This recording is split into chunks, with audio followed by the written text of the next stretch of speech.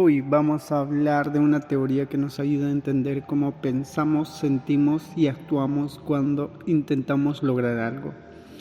Esta teoría dice que las causas a las que atribuimos nuestro éxito o fracaso juegan un papel clave en nuestra motivación y nuestras emociones. Cuando hablamos de logros como aprobar un examen o ganar una competencia, las personas suelen tener explicaciones parecidas sobre por qué les fue bien o mal. Estas explicaciones suelen tener tres características importantes. Locus, es decir, si la causa viene de uno mismo o de fuera. La estabilidad, si la causa puede cambiar o es algo fijo. Y la controlabilidad, si uno puede controlar esa causa o no. También se puede considerar otras características como si la causa fue intencional y si afecta muchas áreas de la vida o solo una. ¿Y por qué es importante? Porque, por ejemplo, si creemos que fracasamos por algo que no podemos cambiar, es más probable que perdamos la esperanza. Y si sentimos que fue culpa nuestra, podemos sentir culpa o vergüenza. En cambio, si creemos que el éxito fue gracias a nuestro esfuerzo, podemos sentir orgullo y motivarnos aún más. Esta teoría nos ayuda a cómo lo que pensamos influye directamente en lo que sentimos y a su vez impacta en cómo actuamos. Es una forma de conectar el pensamiento, la emoción y la acción. Además, se ha hecho muchos estudios que apoyan esta teoría y lo interesante es que puede ayudarnos a entender muchas emociones comunes, no solo en el ámbito escolar o laboral, sino también en la vida diaria. En el año 1645, un famoso guerrero japonés llamado Miyamoto Musashi reflexionaba sobre por qué había tenido tanto éxito en sus batallas en su libro El libro de los 5 anillos. Escribió algo muy interesante.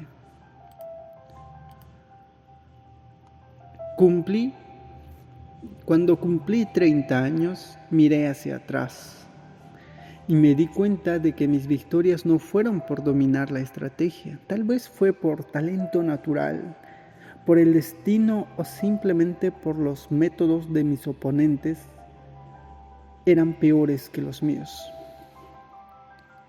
¿No? Casi 275 años después, y al otro lado del mundo, los editores de la revista Scientific American se hacían una pregunta similar, pero esta vez sobre el éxito de todo un país. Estados Unidos, ¿por qué le iba tan bien? Ellos decían, la riqueza y prosperidad del país se debe en gran parte a la inteligencia y esfuerzo de su gente, pero también, y no se puede negar, a su riqueza natural. Pero no siempre las cosas van bien. Así como se ganan batallas, también se pierden, y los países, igual que las personas, pueden pasar por momentos de crisis. Durante una recesión económica, en Los Angeles Times publicó un artículo sobre la industria maderera en crisis. Los expertos decían que la causa eran muchas: los altos intereses, la caída del mercado inmobiliario, las regulaciones para cortar árboles e incluso la expansión del Parque Nacional Redwood. Un representante del sindicato Team Scouts lo resumió con resignación: podrías pasarte la vida buscando culpables. Hasta mi exentrenador favorito del fútbol americano, dice el autor, tuvo que ponerse a pensar en las causas de sus derrotas. En otra nota del Los Angeles Times, justo en la semana de Acción de Gracias, se decía: los Rams de Los Ángeles parecen el peor equipo de la ciudad. El entrenador Ray Malavasi ya no culpa la mala suerte, a los biorritmos ni a las manchas solares por las derrotas de su equipo. Han perdido 9 de sus últimos 10 partidos y ahora está enfrentando a 2 posibilidades que no quería aceptar. Primero, que sus jugadores quizás no sean tan buenos como pensaba. Y segundo, que tal vez no se esté esforzando lo suficiente. ¿Por qué esa necesidad de buscar siempre una explicación? ¿Por qué queremos saber qué causó lo que pasó? Entonces, esa pregunta nos lleva a tener la curiosidad de entenderlo. Entonces, hay varias razones. Una de ellas es que como seres humanos queremos entender, queremos comprender el mundo que nos rodea y también conocernos mejor a nosotros mismos. A esto se le llama el principio de maestría, la idea de que sentimos una motivación natural por dominar nuestro entorno, por entender cómo funcionan las cosas. Pero no se trata solo de curiosidad. Saber por qué ocurrió algo también nos ayuda a tomar mejores decisiones. Como dijo el psicólogo Harold Cayley, no buscamos explicaciones solo por saber más, sino para poder manejarnos mejor en la vida. Saber qué causó un éxito o un fracaso nos da pistas para actuar en el futuro. Por ejemplo, si algo nos salió bien, probablemente queramos repetir lo que hicimos para tener el mismo resultado, pero si nos fue mal, como si reprobamos un examen, alguien nos rechaza, perdemos una elección o la economía va mal, es muy probable que intentemos cambiar las causas para tener un resultado distinto la próxima vez. Estas ganas de entender y de tener el control no son exclusivas de una cultura o una época. Desde un guerrero japonés en la Edad Media hasta un líder sindical de hoy, todos tratamos de hacer lo mismo, buscar las causas de lo que pasa para actuar con más sentido. En realidad podremos decir que adaptarnos a la vida no sería posible si no intentáramos entender las causas de lo que nos pasa. Por ejemplo, un guerrero necesita saber por qué ganó una batalla para poder prepararse y sobrevivir a la siguiente. De manera similar, un líder sindical tiene que explicar por qué una industria no está funcionando bien para tomar decisiones más inteligentes en el futuro. Cómo esta búsqueda de causas ocurre en todas las culturas y épocas y además es clave para nuestra supervivencia y bienestar. Se plantea que entender las causas de lo que nos ocurre, lo que se llama atribuciones causales, es fundamental para entender cómo nos motivamos y cómo nos sentimos. En esta presentación basada en un artículo de una teoría, se explica cómo estas atribuciones influyen tanto en la motivación como en las emociones, especialmente en situaciones donde tratamos de alcanzar metas o lograr algo. Primero se identifican las causas más comunes del éxito o del fracaso en estos contextos. Luego se analizan las características básicas de estas causas. A partir de investigaciones se identifican 3 dimensiones principales en las que se puede clasificar una causa. Lo que ya se iba diciendo, el locus o lugar de la causa, si la causa viene de uno mismo o de afuera. La estabilidad, si la causa es algo que puede cambiar o que se mantiene igual en el tiempo. La controlabilidad, si la persona puede o no controlar esa causa. Después se muestra cómo esta forma de pensar influye en las emociones y en la motivación. Por ejemplo, la dimensión de estabilidad afecta nuestras expectativas sobre lo que ocurrirá en el futuro, mientras que las 3 dimensiones juntas influyen en cómo nos sentimos emocionalmente, como enojo, gratitud, culpa, desesperanza, lástima, orgullo, vergüenza. La idea principal es que nuestras expectativas y nuestras emociones son claves para explicar por qué actuamos de determinada manera. Esta teoría no solo se aplica a temas de logro o metas, sino también a otras áreas de la vida, como las decisiones sobre la libertad condicional, dejar de fumar o ayudar a los demás. ¿Por qué creemos que alguien tiene éxito o fracasa? Al comienzo de la investigación en que se basa, se muestran muchos ejemplos que explican cómo las personas tratan de encontrar las causas del éxito o del fracaso. Este tema ha sido estudiado en profundidad, sobre todo en situaciones donde alguien busca alcanzar una meta. Los investigadores han usado dos formas principales para estudiar esto. Primero, solo se dice el resultado. A algunas personas se les dice si alguien tuvo éxito o fracasó. Puede ser una situación real o imaginada y puede tratarse de ellos mismos o de otra persona. Luego se les pide que diga por qué creen que ocurrió ese resultado y escriben libremente las razones que se les ocurran.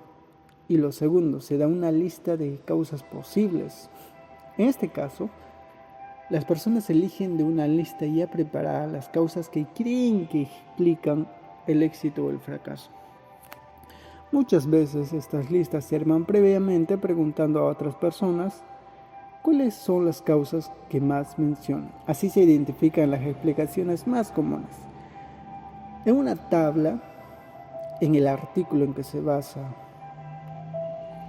este audio, se resumen 10 estudios donde se analizan estas explicaciones, donde se muestran los datos, quiénes participan, qué tipo de tareas se evaluaron y cuáles fueron las causas más comunes a lo que la gente atribuyó el éxito, aunque no se muestra toda la tabla en sí. Los resultados sobre el fracaso fueron muy similares.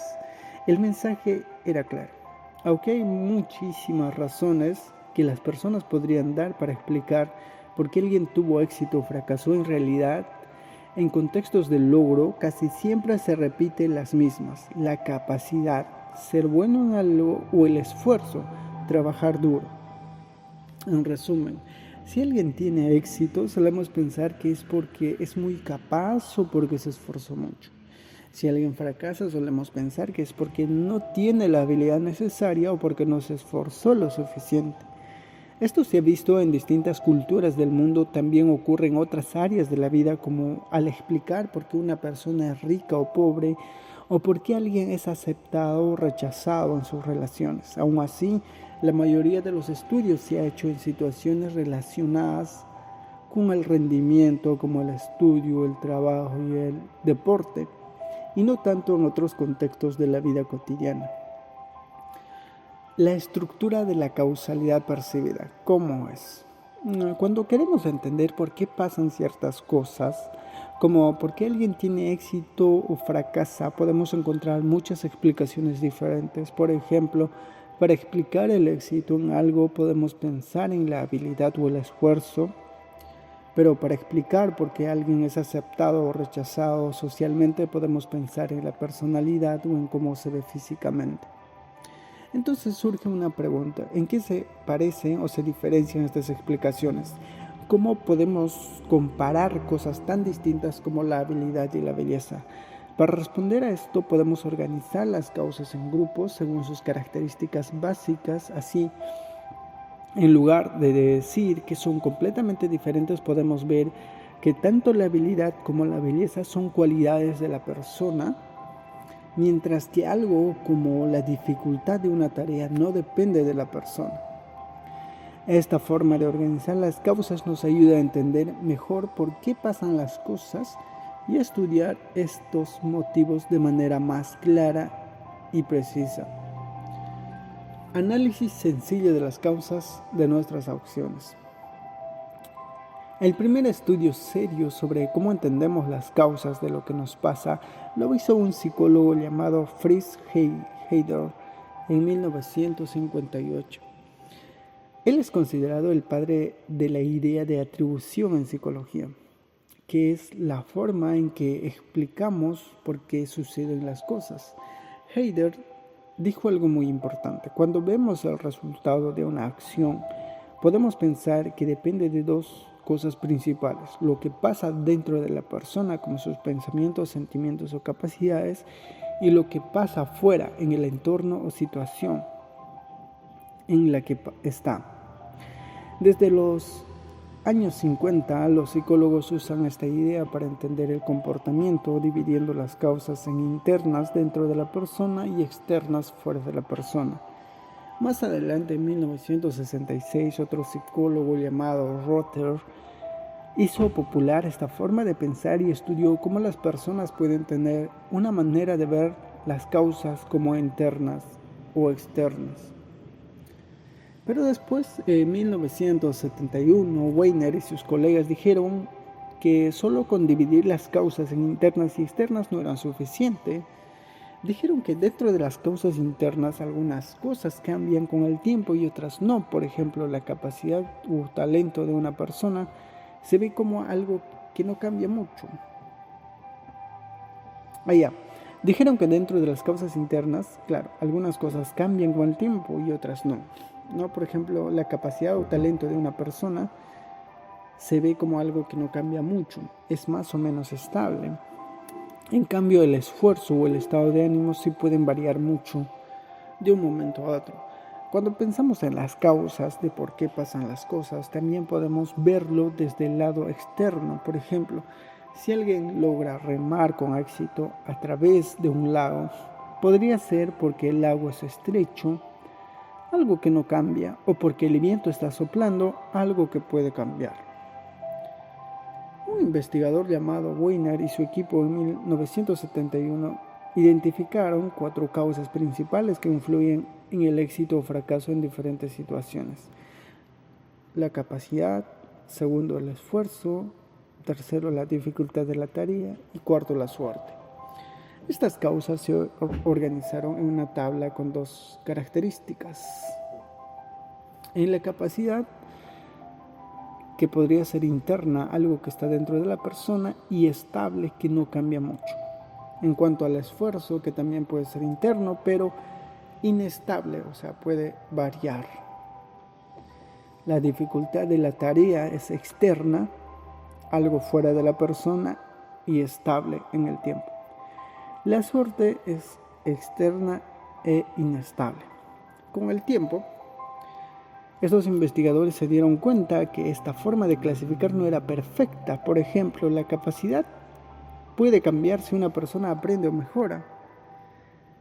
El esfuerzo a veces se ve como algo estable, como si alguien fuera generalmente más o menos trabajador. Las tareas pueden hacerse más fáciles o más difíciles, y la suerte puede parecer una característica de la persona, como si alguien fuera suertudo o desafortunado. Por eso las 4 categorías no siempre encajan bien en lo que la gente realmente piensa sobre por qué suceden las cosas.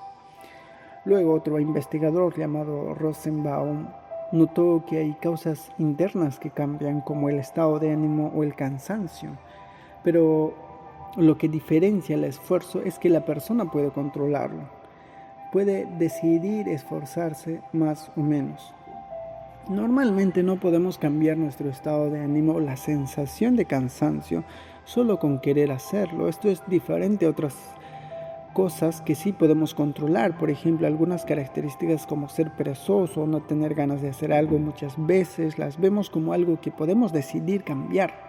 Pero otras características como ser bueno o malo en matemáticas o en deportes no las sentimos tan fáciles de controlar. El investigador Weiner habló sobre esta idea de controlabilidad, que significa si podemos o no controlar la causa de algo. Esto ayudó a aclarar ciertas confusiones, pero también trajo algunas preguntas nuevas. Por ejemplo, el investigador Rotter habló sobre si pensamos en el control de lo que nos pasa, está dentro de nosotros o fuera de nosotros. Weiner dice que para entender bien las causas de lo que nos pasa debemos mirar 2 cosas, si la causa está dentro o fuera de nosotros. A esto le llamamos locus, y si podemos controlar o no, a esto le llamamos control. Así que, por ejemplo, si alguien cree que no le va bien en matemáticas porque no tiene habilidad, piensa que eso depende de algo interno de sí mismo, pero aunque esa habilidad tiene algo que viene de nacimiento o no se puede cambiar fácilmente, esa persona no lo ve como algo que puede controlar. Por eso la idea de Rotter de solo mirar si algo es controlado interna o externamente puede ser confusa. En resumen, para entender bien por qué pasan las cosas es mejor separar 2 ideas: dónde está la causa, dentro o fuera de nosotros, y si podemos controlar esa causa o no.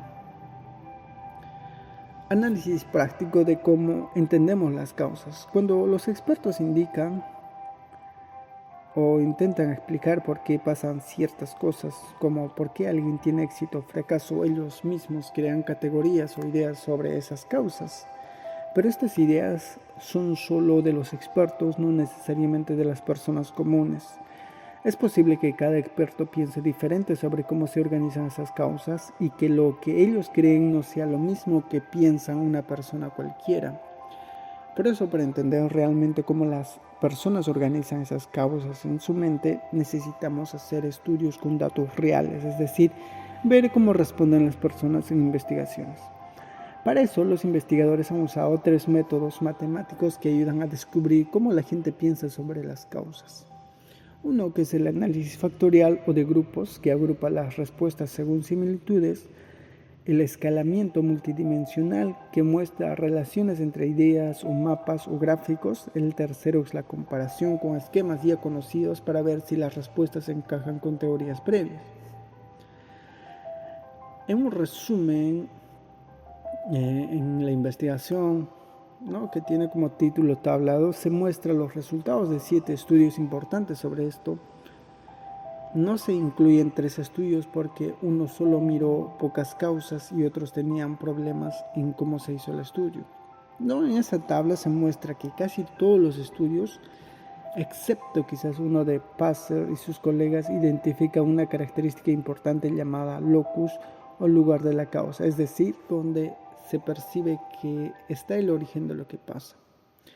Estas características tan importantes que hace que confiemos más en los resultados de estos estudios en cuanto a las características llamada estabilidad, que se refiere a si la causa dura en el tiempo o es temporal. La mayoría de los investigadores también la han encontrado, aunque Passer y algunos otros la cuestionan.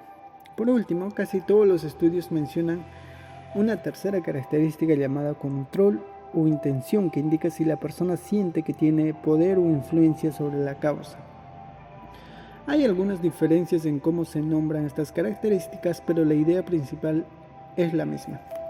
Algunos estudios mencionan otras características, pero otras no aparecen en más de un estudio y no son tan confiables. En resumen, la mayoría de los datos apoyan la idea de que cuando la gente piensa en las causas de lo que les pasa, consideran 3 cosas principales. ¿Dónde está la causa, que es el locus? Si la causa es estable o cambiante, la estabilidad. Y si tiene control sobre ella, control o intención.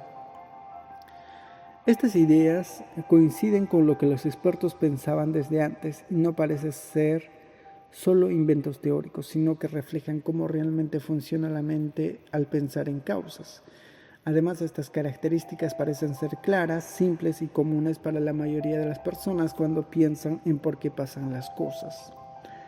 Vamos a ver las comparaciones de causas. Cuando los investigadores crean categorías para entender las causas de algo, lo hacen para poder comparar y ver en qué se parecen o en qué se diferencian esas causas. Por ejemplo, pensemos en 2 razones por la que alguien podría tener problemas. Una persona que es muy buena en matemáticas y otra persona que no se siente atractiva físicamente.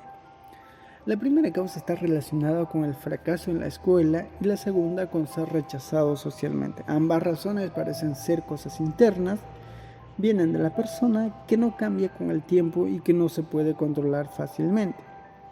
También podemos ver algo parecido con otras causas, como que en la escuela tengan reglas muy estrictas o que una persona tenga restricciones religiosas para salir en citas.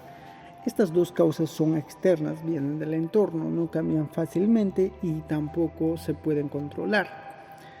Esto nos muestra que el análisis de las causas no solo se aplican a situaciones de éxito o fracaso en la escuela, sino también funcionan en otras áreas de la vida, lo cual es importante para crear teorías que sirvan en diferentes contextos. Sobre cómo entendemos las causas de lo que nos pasa. Solo hay 3 formas de clasificar las causas de lo que nos pasa. Podría haber más o menos. Los psicólogos que han estudiado cómo las personas explican el éxito o el fracaso han llegado a un consenso que se suele usar 3 criterios para describir la causa. que son el lugar de la causa, interno o externo. Por ejemplo, si algo pasó por mí o por otros, la estabilidad estable o cambiante, si la causa siempre está ahí o puede cambiar, y la controlabilidad, si puedo hacer algo al respecto o no. Pero aún hay dudas importantes. Por ejemplo, ¿realmente son necesarias las tres?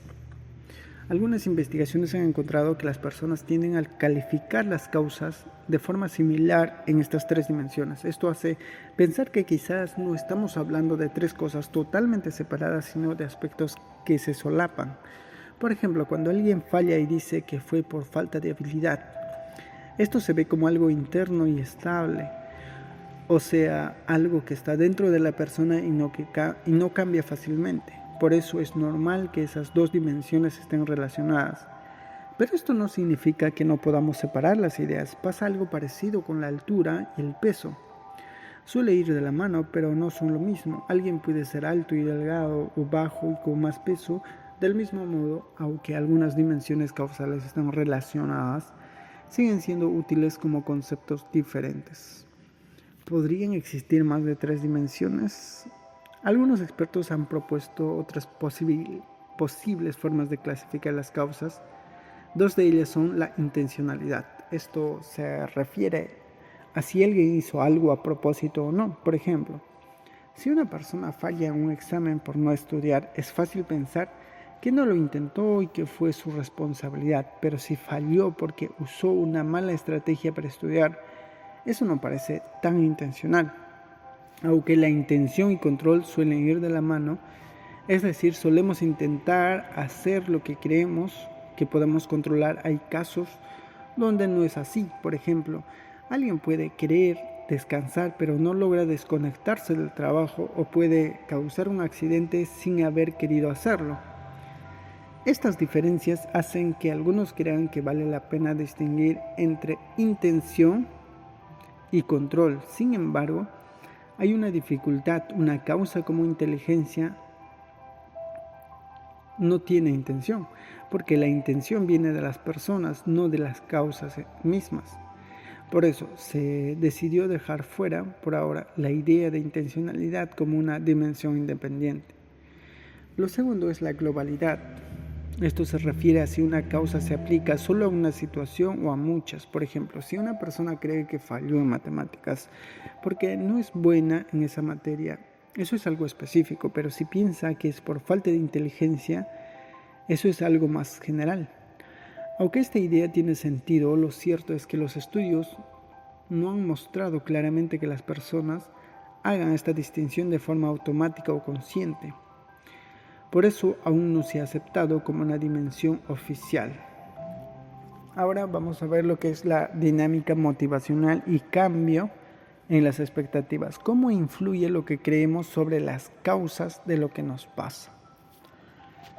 Hasta ahora hemos hablado de cómo las personas tienden a buscar explicaciones para lo que les ocurre, especialmente en situaciones importantes como los logros o los fracasos. También vimos que muchas de estas explicaciones o causas tienen ciertas características en común. Por ejemplo, si están dentro o fuera de uno mismo, que es el locus, si son estables o cambiantes como el tiempo, la estabilidad, y si pueden controlar o no, controlabilidad. Incluso se puede pensar en si las causas son intencionales o si afectan solo a una situación o muchas, que sería la globalidad. Pero ahora pasamos de solo describir esas causas a entender cómo influyen en nuestro comportamiento. Para eso hay dos conceptos clave, que son las expectativas y el valor que le damos a los objetivos. Las expectativas sobre si vamos a lograr algo o no son un tema central cuando se habla de motivación. Todos los grandes estudios de este tema coinciden en que lo que esperamos que ocurra afecta directamente lo que hacemos. Entonces, si queremos construir una teoría que relacione las explicaciones que damos, las atribuciones, con la motivación, es importante ver cómo se conectan estas explicaciones con nuestras expectativas de lograr una meta. Aquí se puede considerar dos caminos. El primer camino es analizar cómo las causas que elegimos para explicar un resultado afectan directamente nuestras expectativas de lograr una meta. Por ejemplo, el psicólogo Fries Heider decía que nuestras expectativas dependen de cómo vemos nuestra capacidad y el esfuerzo que planeamos poner en relación con qué tan difícil pensamos que es la tarea. Esta idea ya introduce factores atribucionales como la capacidad y esfuerzo. Sin embargo, no todos los teóricos piensan igual. Por ejemplo, Tolman decía que las expectativas dependen de cuántas veces o cuán recientemente hemos recibido una recompensa al hacer algo. Rotter sugería que depende de cuántas veces una acción ha sido reforzada en situaciones similares y de si creemos que tenemos control sobre estos refuerzos. Atkinson pensaba que influyen factores como el número de personas contra quienes competimos, nuestras experiencias pasadas y lo que otros nos dicen sobre nuestras posibilidades de éxito. Como ves, hay muchas ideas distintas sobre qué influye en nuestras expectativas, pero todos están de acuerdo en que nuestra historia de refuerzos anteriores, es decir, nuestras experiencias pasadas de éxito o fracaso, juegan un papel importante. El segundo camino es ver cómo las explicaciones que damos sobre un resultado influyen en los cambios de nuestras expectativas. Esta opción tiene una ventaja. Cuando algo ocurre, por ejemplo, fallamos o tenemos éxito, solemos tratar de explicarlo y eso nos permite observar cómo cambian nuestras expectativas a partir de esa experiencia. Además, es posible que estos cambios en la expectativa, más que la expectativa en sí misma, sigan reglas más generales que se puedan aplicar en distintas situaciones. Ahora, las investigaciones sobre el cambio de expectativas. 3 líneas principales de investigación psicológica han estudiado cómo cambian nuestras expectativas al alcanzar metas. Estas investigaciones se han centrado sobre todo en situaciones relacionadas con el logro de objetivos. A continuación, vamos a explicar de forma sencilla. Nivel de aspiración. Una parte importante de los estudios analizó que se llama nivel de aspiración, que se refiere a las metas que una persona se propone alcanzar. Los resultados muestran algo que parece lógico. Cuando una persona tiene éxito, tiende a proponerse metas más altas. En cambio, si falla, suele bajar sus expectativas para la próxima vez. A estos cambios se les llama cambios típicos en el nivel de aspiración. Se cree que esto ocurre porque nuestras metas están influenciadas por lo que creemos que podemos lograr. Cuanto más confiamos en tener éxito, más alto aspiramos. Por eso se puede decir que después de tener éxito, nuestras expectativas aumentan y después de un fracaso disminuye. Sin embargo, esto no siempre es así. A veces se observan reacciones atípicas, es decir, lo contrario. Algunas personas bajan sus metas después de tener éxito o las suben después de fallar. Por ejemplo, si alguien fracasa en un examen pero piensa que fue por causas externas como ruido o estrés, puede que no baje sus aspiraciones porque no cree que el fracaso se deba a una falta de capacidad. Segundo, el juego de azar. Otro tipo de investigación se enfocó en cómo cambian nuestras expectativas en juegos de suerte como lanzar una moneda. Aquí aparece un fenómeno conocido como la falacia del jugador. Después de ganar, algunas personas creen que ahora les toca perder. Y después de perder, creen que ahora ganarán. Este patrón se llama como el efecto de recencia negativa. Por ejemplo, si al lanzar una moneda sale cruz, muchas personas creen que en el próximo lanzamiento saldrá cara. Aunque esto no siempre ocurre, a veces las personas sienten que están en una racha de buena o mala suerte y esperan repetir el mismo resultado. En general, en los juegos de azar, los cambios atípicos son más comunes que los típicos, lo contrario de lo que ocurre en tareas de habilidad. Tercero, vamos a hablar sobre el locus de control y la teoría del aprendizaje social. El desafío para los psicólogos fue crear una teoría que pudiera explicar por qué a veces reaccionamos con cambios típicos y otras veces con cambios atípicos dependiendo del tipo de tarea, si es de habilidad o de azar. Los teóricos del aprendizaje social ofrecieron una explicación. Todo depende de cómo interpretamos la causa de lo que nos ocurre, algo llamado locus de control. Si creemos que el resultado depende de nosotros mismos, como una prueba de habilidad, solemos reaccionar con cambios típicos. Éxito es igual a más expectativas, fracaso igual a menos expectativas.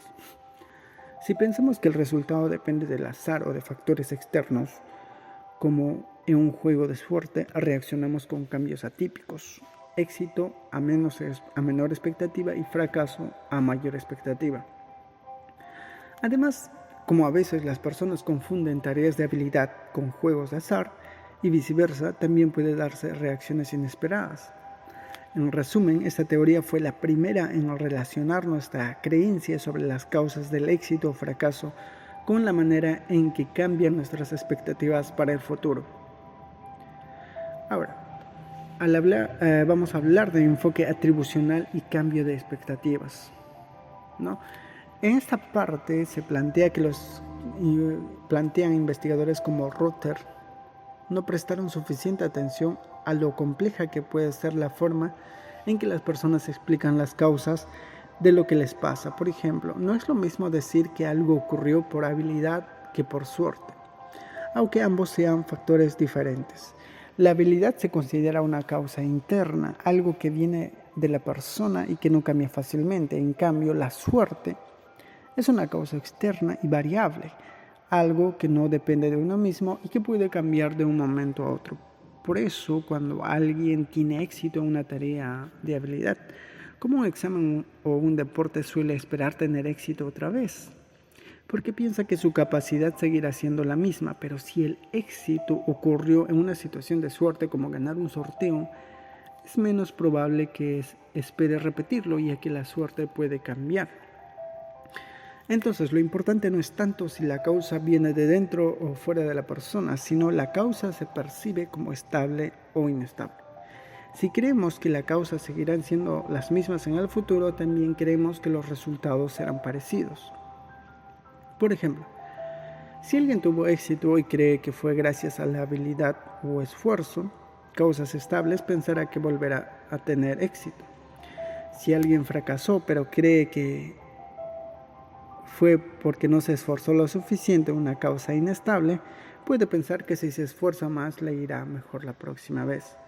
Sin embargo, en tareas de azar como juegos de suerte, los éxitos o fracasos suelen atribuirse a factores inestables como la suerte. En estos casos, después de un éxito, las personas no siempre esperan que vuelva a suceder e incluso pueden pensar que fue solo una coincidencia. Aún así, algunas personas pueden pensar que tienen buena suerte o que están en una racha ganadora, lo que hace que perciban la causa como más estable o si esperan repetir el resultado. Estas ideas se han comprobado en muchas investigaciones, especialmente en situaciones donde las personas buscan lograr algo.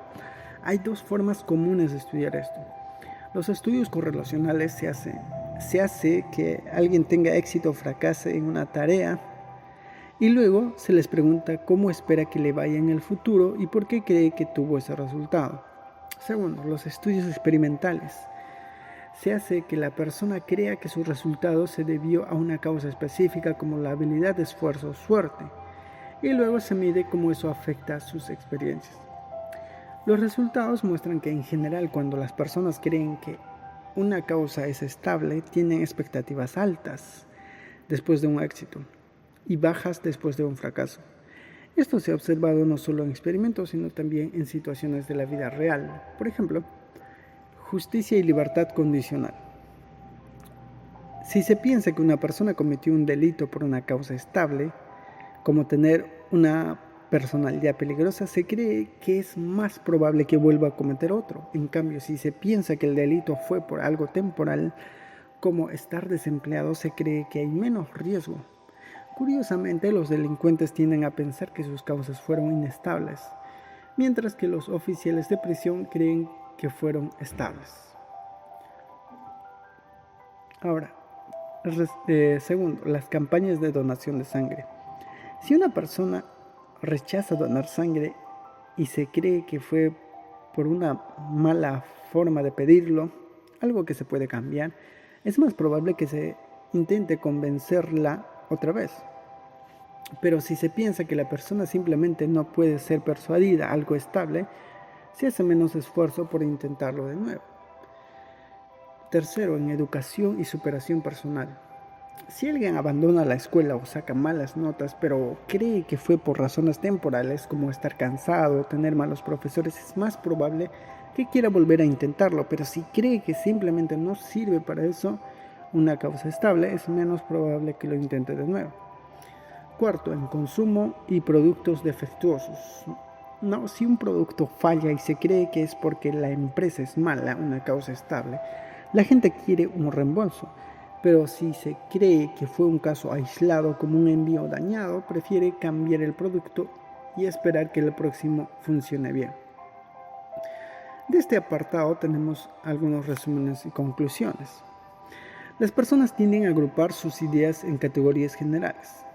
Esto significa que aunque las situaciones sean muy distintas entre sí, las interpretaciones de formas son parecidas.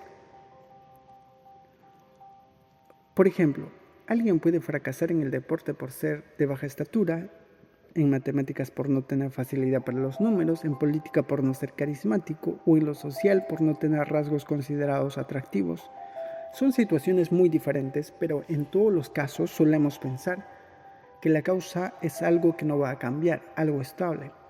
Por eso, cuando creemos que la causa de un fracaso es estable, perdemos la esperanza de que la situación mejore. En cambio, si pensamos que una situación difícil se debe a algo que puede cambiar, como no haber practicado lo suficiente, estar enfermo temporalmente o pasar por una mala racha económica, entonces seguimos teniendo esperanza en que las cosas puedan mejorar. De esta forma, los estudios y el análisis lógico han demostrado una ley básica en psicología llamada el principio de expectativa. Este principio dice que nuestras expectativas para el futuro cambian según cómo veamos la causa de lo que nos pasa, si creemos que la causa es estable o no. Este principio tiene 3 ideas importantes. Si creemos que la causa de un resultado es estable, entonces esperamos que lo mismo ocurra en el futuro con más seguridad. Segundo, si creemos que la causa es inestable, entonces no estamos tan seguros de que se repita lo mismo. Pensamos que el futuro podría ser diferente. Tercero, en general, confiamos más en que se repitan los resultados con causas estables que los resultados con causas que pueden cambiar. ¿Cómo nos afectan las causas que le damos a lo que nos pasa en cuanto a las emociones y motivación? Cuando logramos algo, no solo importa si creemos que podíamos lograrlo o no, también influye por qué pensamos que lo logramos. Esta idea es clave para entender cómo funciona la motivación según la teoría atribucional. Es cierto que tener expectativas de éxito puede influir en lo que hacemos. Por ejemplo, si creemos que tenemos muchas chances de ganar un concurso, es más probable que participemos, pero esto no lo explica todo. Hay muchas cosas que sabemos que podríamos lograr con seguridad y aún así no los hacemos. Entonces tiene que hacer algo más que solo la expectativa. Los expertos también han hablado de los incentivos, es decir, lo atractivo que resulta un objetivo. Según esta idea, nos movemos por 2 cosas: cuán valioso es lo que podemos obtener y qué probabilidad tenemos de conseguirlo. Esta es la base de la conocida teoría de la expectativa por valor. Ahora bien, algo interesante es que el valor objetivo de una meta, por ejemplo, un billete de $1, no cambia según la causa por lo que lo conseguimos. $1 vale lo mismo si lo ganamos con esfuerzo, lo recibimos de regalo o lo encontramos en la calle. Pero lo que sí cambia es el valor subjetivo, es decir, cómo nos hace sentir haber conseguido esa meta. $1 ganado con mucho esfuerzo puede hacernos sentir orgullosos. Si lo recibimos por suerte, podemos sentir sorpresa, y si alguien no los da cuando los necesitamos, podemos sentir gratitud. Lo importante no es solo lo que conseguimos, sino lo que significa para nosotros y cómo nos hace sentir. Y esas emociones pueden influir en lo que hacemos después. Por ejemplo, sentir gratitud puede llevarnos a devolver el favor. En cambio, sentir orgullo probablemente no despierte ese tipo de respuesta. En resumen, las emociones que sentimos al lograr algo dependen de las causas que creemos que lo provocan.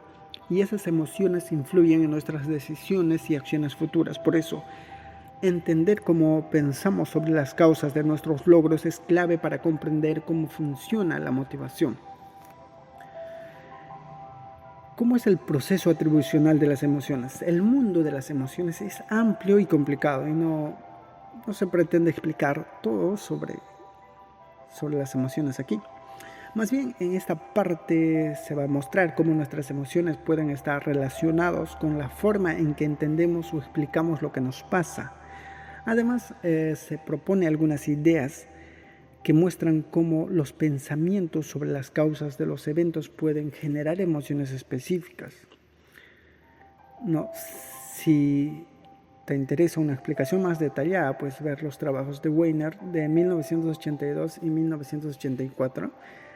Puedes enviarnos unos mensajes para que podamos compartirte los documentos. Muchos expertos en emociones que piensan que la mente tiene un papel importante en lo que sentimos creen que las emociones se desarrollan paso a paso. Primero, percibimos algo y eso produce una reacción emocional básica. Luego, esa primera reacción se refina con pensamientos más complejos, que puede hacer que la emoción cambie y se vuelva más intensa. Por ejemplo, Scheiter y Ziegler en 1962 propusieron una idea muy conocida. Primero sentimos una especie de activación o energía interna sin forma clara. Después miramos lo que ocurre a nuestro alrededor para darnos sentido a esa activación. Al juntar a esa sensación física con la explicación que le damos, surge una emoción concreta.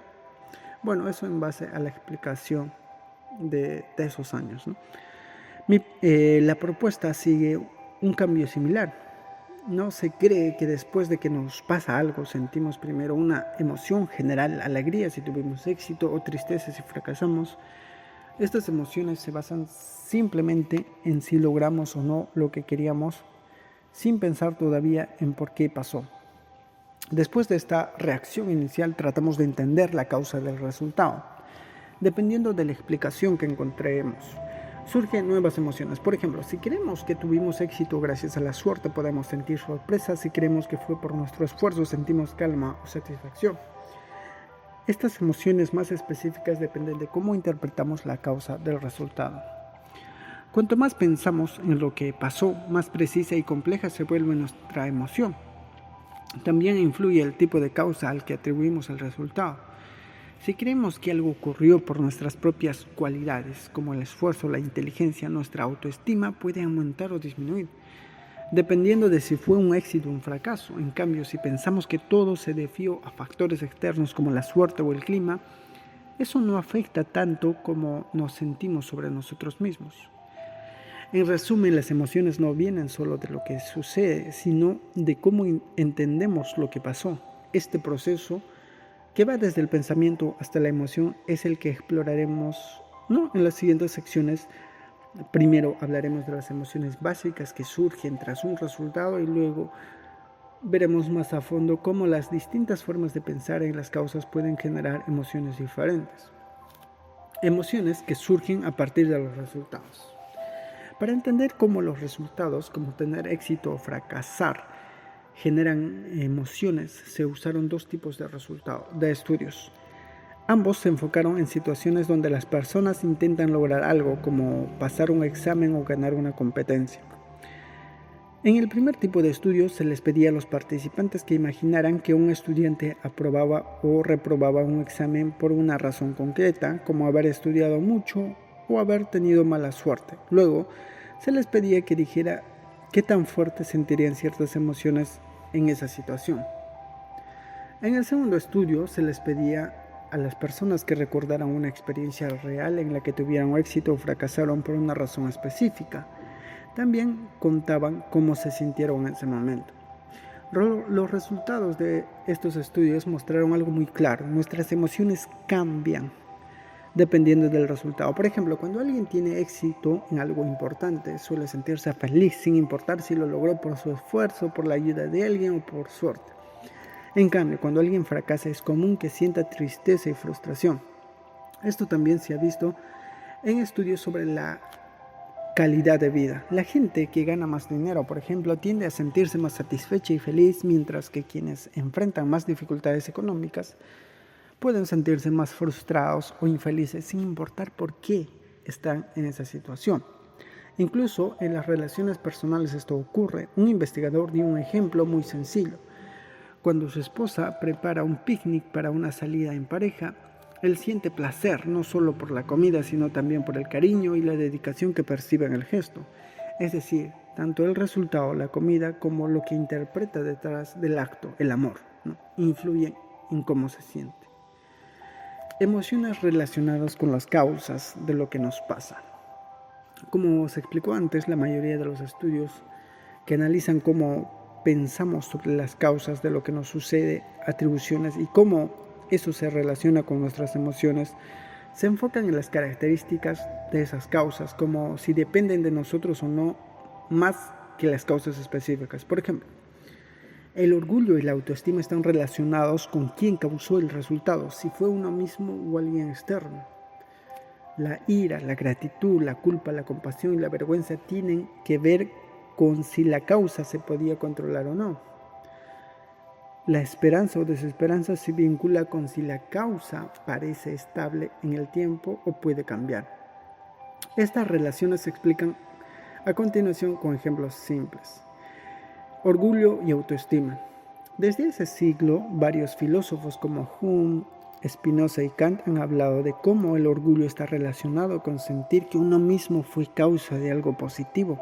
Por ejemplo, Kant decía que todos pueden disfrutar una buena comida, pero solo quien la preparó puede sentirse orgulloso. Siguiendo esta idea, sentimos orgullo y autoestima positiva cuando creemos que algo bueno pasó gracias a nosotros. Por el contrario, sentimos vergüenza o baja autoestima cuando creemos que un fracaso fue por culpa nuestra. Incluso los niños pequeños entienden esta relación. Por ejemplo, niños de 5 años ya pueden notar que sentirse rechazado por algo personal puede tener una mala personalidad. Duele más que si se les da una razón externa como estoy enfermo. La gente también usa esto en su vida diaria para no herir los sentimientos de los demás. Si van a rechazar a alguien para una cita o reunión, suelen dar una razón externa. Tengo que trabajar o me siento mal, en lugar de decir algo que culpe directamente a la otra persona.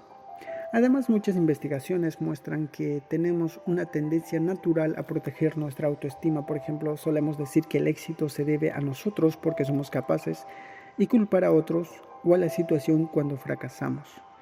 Como dijeron Harvard y Weary, cuando una persona se atribuye el mérito de las buenas y niega su responsabilidad de las cosas malas, probablemente lo hace para proteger o mejorar su autoestima. En resumen, el orgullo y la autoestima son emociones que surgen cuando reflexionamos sobre nosotros mismos y están muy relacionados con si sentimos que la causa de lo que pasó vino de nosotros o no. Muchas personas han llegado a conclusiones parecidas sobre cómo sentimos ciertas emociones. Por ejemplo, en una investigación temprana, Pastore en 1952 mostró que la agresión y por tanto la ira no aparece solo porque no conseguimos lo que queremos, más bien sentimos ira cuando alguien nos pone una barrera injusta o sin sentido.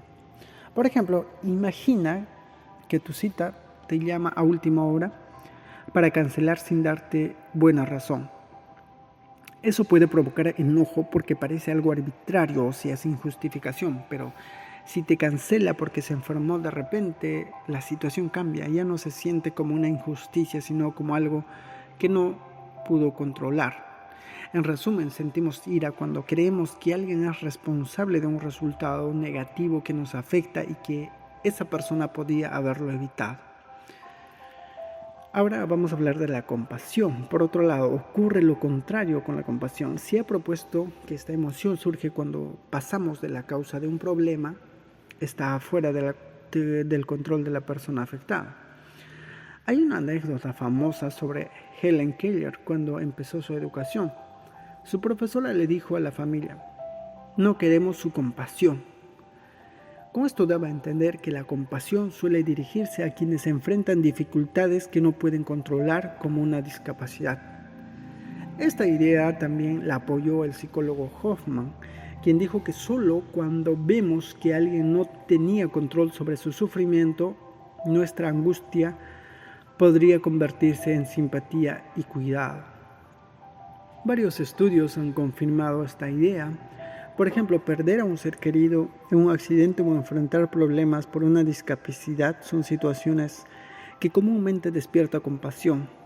Entonces, lo que pensamos sobre el nivel de control que alguien tiene en una situación difícil puede determinar si sentimos ira o compasión hacia esa persona. Por ejemplo, solemos enojarnos con quienes consideramos flojos porque creemos que podrían haberse esforzado más y por eso los castigamos, pero sentimos compasión por quienes no tienen la capacidad porque entendemos que su dificultad no depende de ellos y por eso no los culpamos. Culpabilidad, ira y compasión. Cuando alguien explica por qué no hizo algo, como no ir a una fiesta, suele dar una razón que parece fuera de su control. Por ejemplo, no fui porque se me pinchó la rueda del coche. Esto se hace para evitar que la otra persona se enoje o para despertar compasión. Decir que no se fue porque preferí quedarme viendo televisión puede provocar molestia, porque se muestra que la persona sí tenía control sobre su decisión. Incluso niños pequeños desde los 5 años ya entienden y usan estas formas de explicar las cosas para influir en las emociones de otros. Ahora vamos a hablar sobre la culpa y vergüenza. La culpa es una emoción que aparece cuando sentimos que hemos hecho algo mal, especialmente si hemos roto reglas o valores que consideramos importantes. Sentimos culpa y cuando creemos que somos responsables de ese error y que podríamos haber actuado de otra manera. Por ejemplo, los estudiantes pueden sentir culpa si mienten a sus padres, copian en un examen o no son leales en una relación. La culpa se siente hacia uno mismo, mientras que la ira suele dirigirse hacia los demás. Por ejemplo, te sientes culpable si tú mentiste, pero te enojas si alguien te mintió a ti. La vergüenza es parecida a la culpa porque también implica sentirse mal con uno mismo, pero suele estar relacionado con cosas que no puedes controlar, como creer que no tienes la capacidad para algo. La vergüenza puede hacer que las personas se retraigan y pierdan ganas de seguir intentando.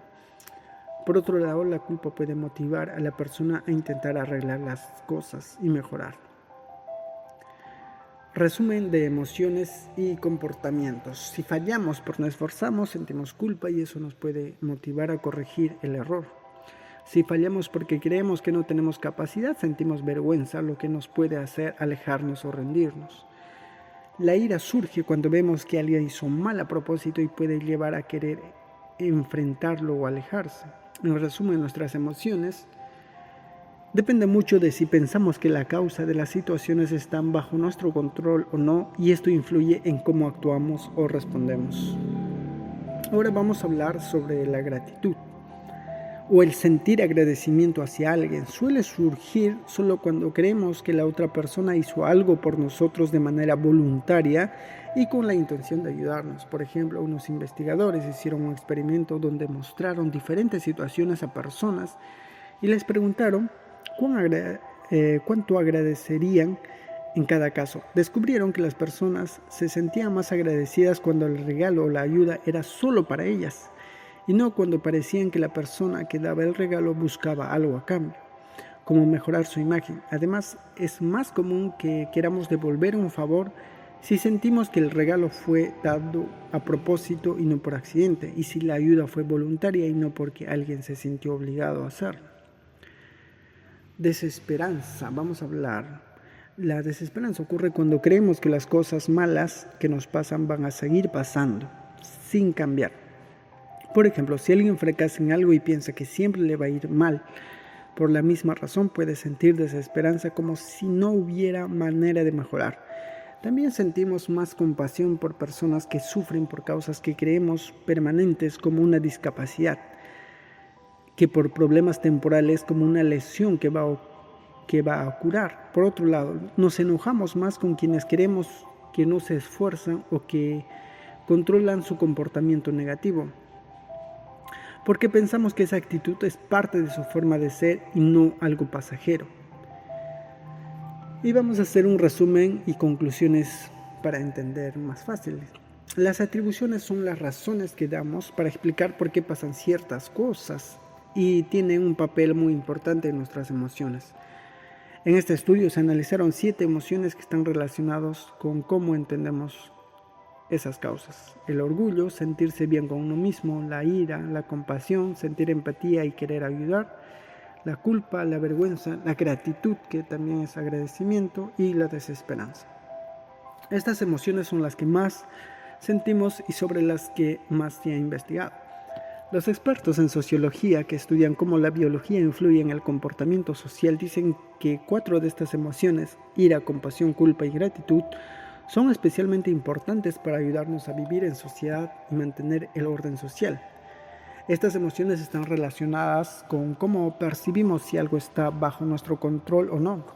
Aunque la mayoría de las investigaciones se hicieron pensando en logros como sacar buenas notas o tener éxito en el trabajo, estas ideas también se aplican en otras áreas de la vida. Por ejemplo, si alguien tiene éxito porque es muy capaz, una cualidad interna estable y que no puede cambiar, esto genera orgullo y autoestima. Lo mismo pasa si alguien es físicamente atractivo y eso le ayuda a tener éxito social. Pero si alguien no logra una meta por estas razones, falta de habilidad o atractivo, no debería causar ni ira en los demás ni culpa en la persona que fracasó. Más bien, los demás sentirán compasión y la persona podría sentir vergüenza o desesperanza. Sin embargo, hay que aclarar que no siempre sentimos la emoción que deberíamos sentir según la causa. Por ejemplo, una persona puede no haberse esforzado en algo importante y no sentir culpa. Alguien puede reconocer que tuvo ayuda para lograr algo, pero no sentirse agradecido. O alguien puede sentir culpa, aunque no sea responsable de lo que pasó. Esto quiere decir que las emociones y las causas no están siempre conectadas de manera fija, aunque en nuestra cultura y probablemente en otras, estas conexiones suelen darse. Es parecido a la relación entre frustración y agresión. La frustración no siempre provoca agresión y la agresión puede tener otras causas además de la frustración.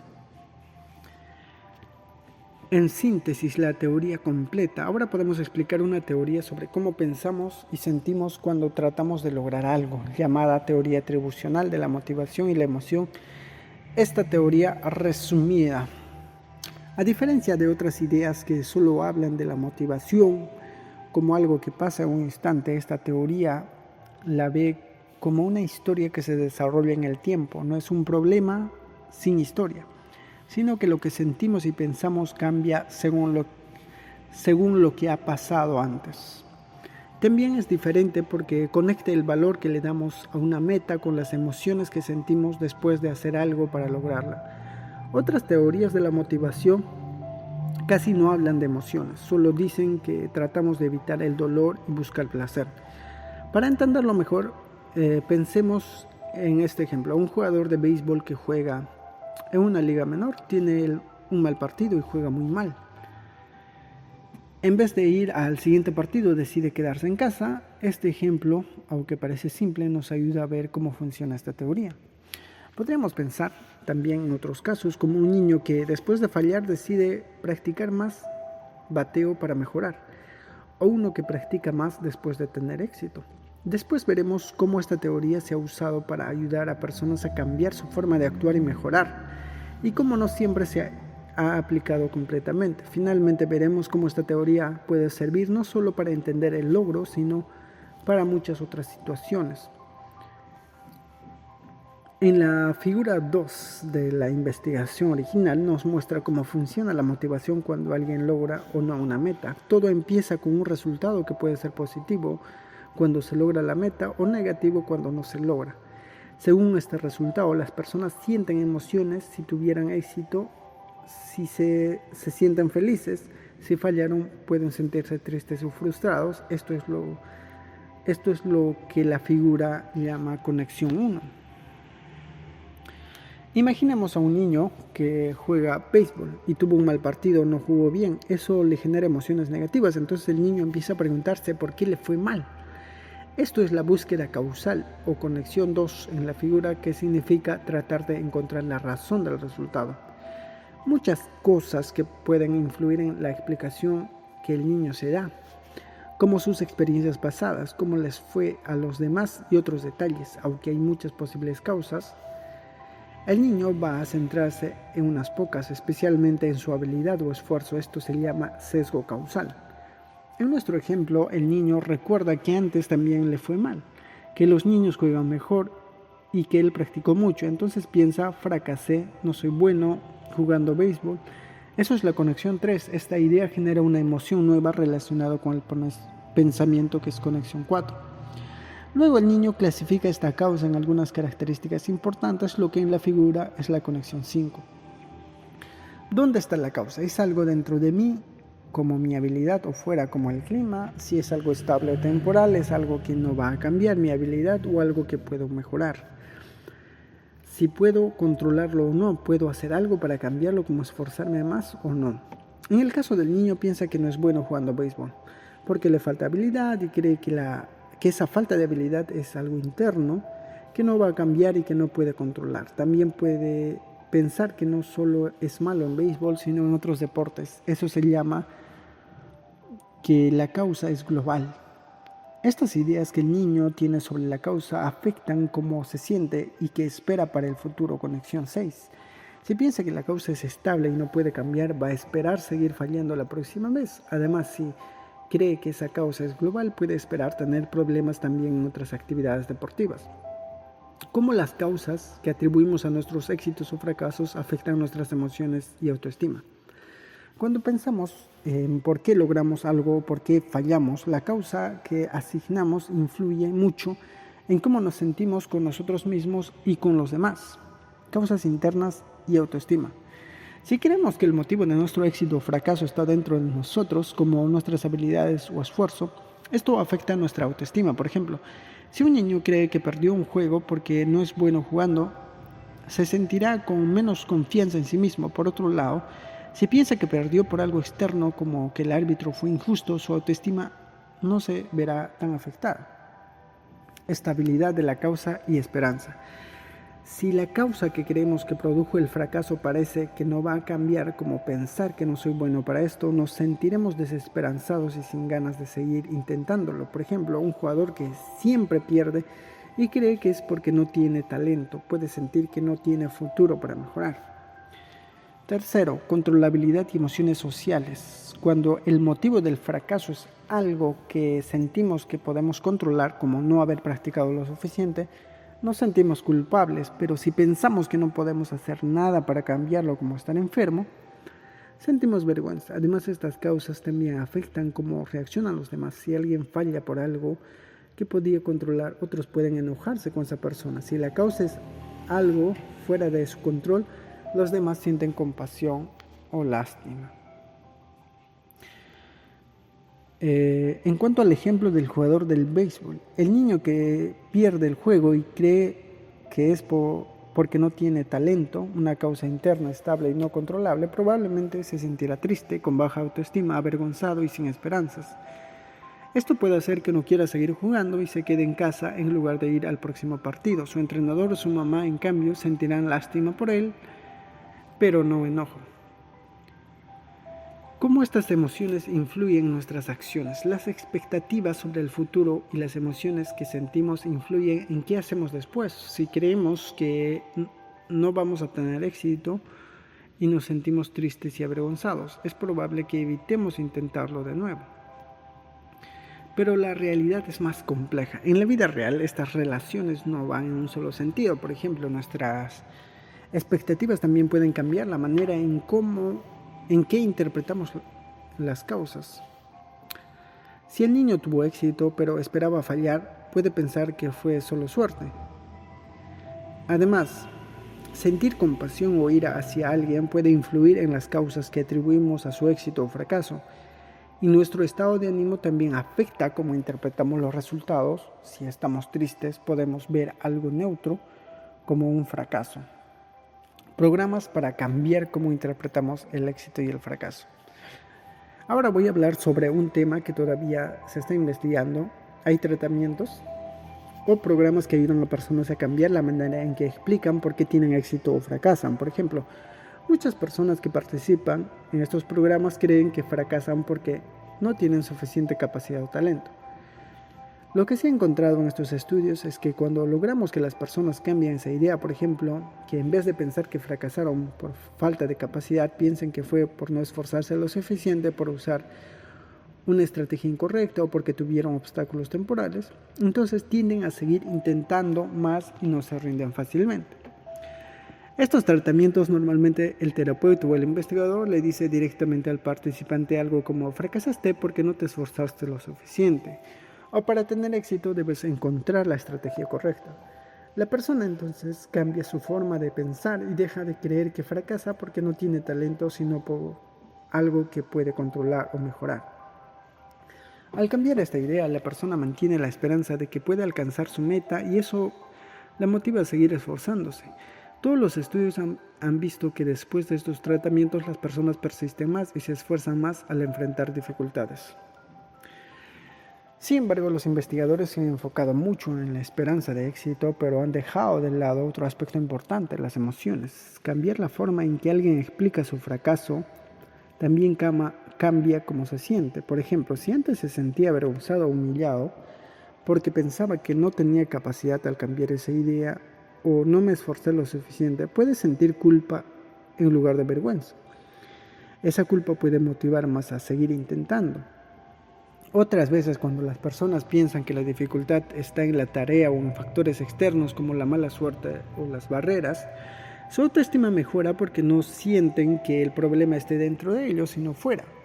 Esto también puede ayudar a que se esfuercen más. En resumen, estos programas para cambiar cómo interpretamos el éxito y el fracaso pueden funcionar de maneras diferentes y ser más complejas de lo que parece a simple vista. No solo cambian lo que esperamos, sino también cómo nos sentimos y eso influye en nuestra motivación. Sobre la aplicación general de la teoría.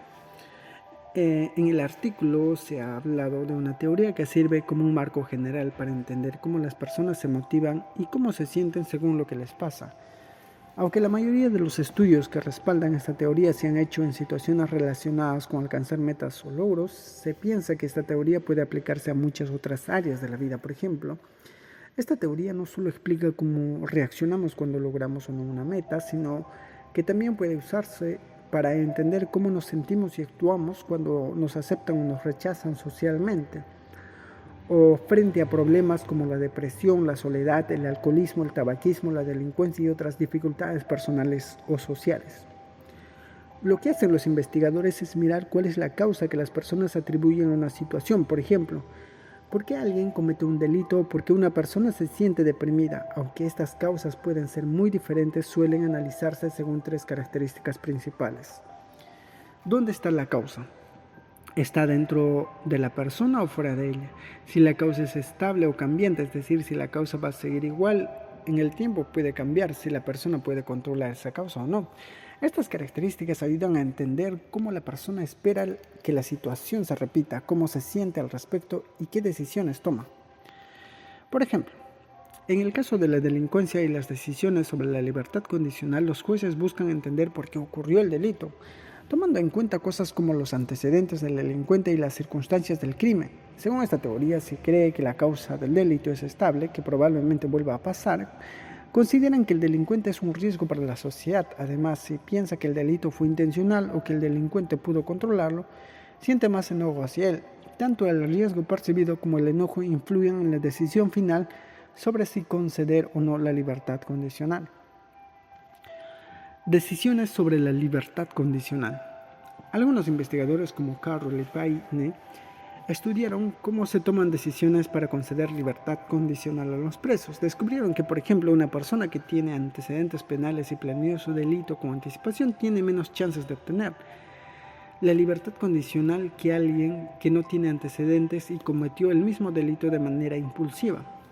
Esto se debe a que los antecedentes se usan para evaluar si la causa del delito es algo estable o permanente. Si alguien tiene un historial largo de delitos, se piensa que la razón por la que cometió el delito ahora también es estable, y por eso se cree que es más probable que vuelva a delinquir.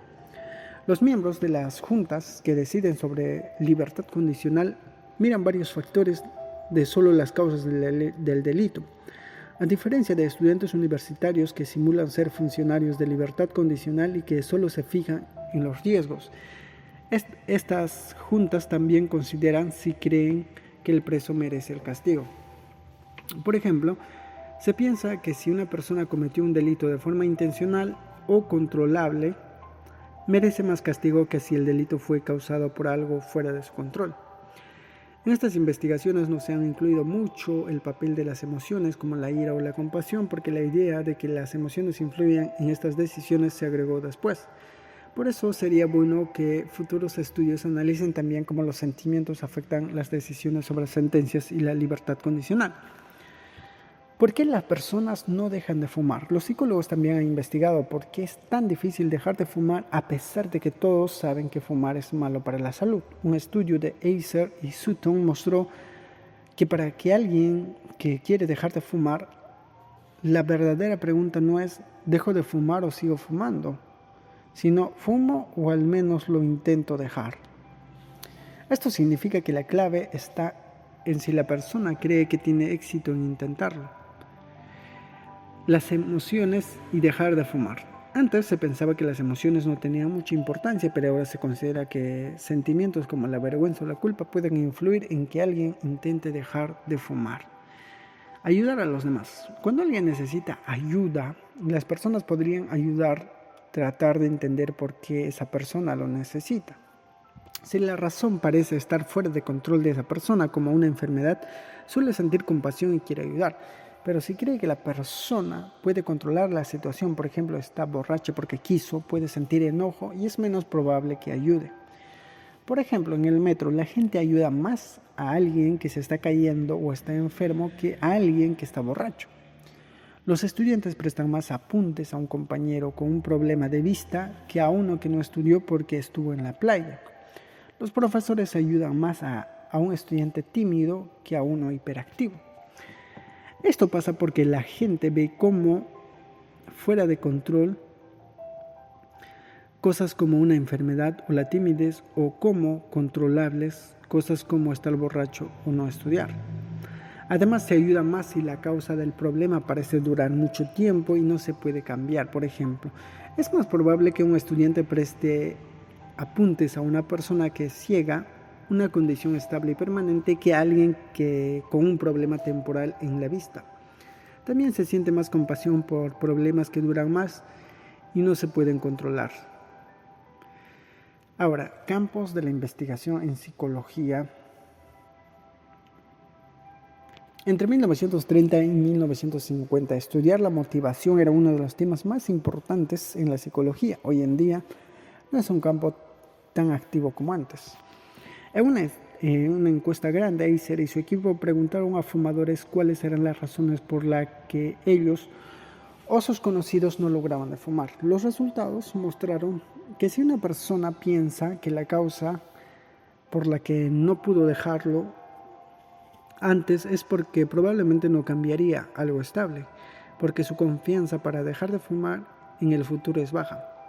Esa confianza influye en si la persona realmente planea intentarlo, y ese plan es lo que termina llevando a que realmente haga el intento de dejar el cigarrillo. En resumen, la idea es que la forma en que alguien entiende las razones por las que no pudo dejar de fumar antes afecte cuánto cree que puede lograrlo en el futuro, y eso influye en su comportamiento real. Creo que una razón por la que se ha prestado menos atención a las ideas de motivación es porque algunos experimentos claves que sustentaban estas teorías no son tan confiables. Por ejemplo, había una idea famosa llamada efecto Zeigarnik, que decía que recordamos mejor las tareas que no terminamos que las que sí terminamos. Pero investigaciones posteriores mostraron que ese efecto no siempre se cumple. Otro caso es una teoría de Atkinson, que decía que las personas con alta o baja necesidad de logro toman riesgos diferentes según qué tan difícil sea una tarea, pero eso tampoco se ha comprobado con seguridad. También la idea de que las personas que creen que controlan su vida internas y las que creen que no externas cambian sus expectativas de forma distinta no han sido probadas de manera confiable. Sin embargo, la teoría que yo presento aquí tiene una base más sólida. Por ejemplo, se ha demostrado que las personas siempre tratan de encontrar causas para lo que les pasa, que tienen ideas claras sobre esas causas y que la forma en que ven esas causas afecta sus emociones como orgullo, enojo, culpa, gratitud, vergüenza, entre otras, Creo que estos hechos seguirán siendo válidos aunque la teoría cambie con el tiempo. Además, mi enfoque tiene otras ventajas, incluye tanto pensamientos como emociones y se preocupa mucho por cómo nos vemos a nosotros mismos. También trata de conectar cómo pensamos con cómo nos sentimos y actuamos, algo que es muy importante para entender la motivación. Por último, a veces se dice que estas teorías solo expresan cosas obvias, sentido común, y es cierto que muchas de las ideas, como que cuando algo pasa por una causa estable se repite, o que sentir culpa o gratitud depende de si creemos controlar la causa, son cosas que cualquiera podría reconocer, pero lo que no es obvio para la mayoría es cómo todas estas ideas se conectan entre sí para explicar diferentes situaciones de la vida. Por ejemplo, entender que esperar ser rechazado por pensar que no es atractivo y sentir gratitud por un favor recibido están relacionados dentro de una misma red de ideas. Eso no es simple sentido común. Esta manera de organizar y conectar estas ideas es lo que hace que la teoría sea valiosa y que muchas de estas ideas parezcan obvias, refuerza que son ciertas y nos dan una base firme para seguir construyendo teorías. Y esto fue basado en un artículo que más adelante que en la descripción de este video voy a ponerlo. Y si no pueden acceder al archivo, pueden solicitármelo. La teoría atribucional de Bernard Wiener. Un gusto.